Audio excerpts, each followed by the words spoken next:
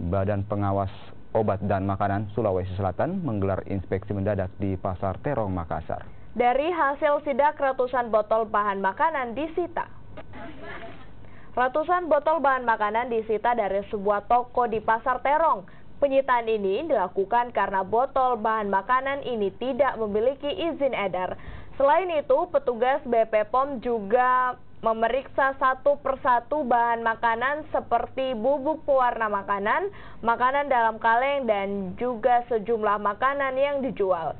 Sidak ini dilakukan untuk memastikan bahan makanan yang beredar di pasaran layak untuk dikonsumsi, apalagi saat ini telah memasuki bulan Ramadan di mana kebutuhan masyarakat semakin meningkat.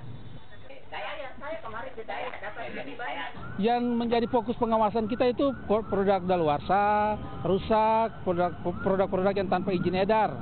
Kemudian dilakukan pemeriksaan pada sarana-sarana yang banyak masyarakat membelanjakan produk-produk untuk ini di tempat-tempat seperti begini.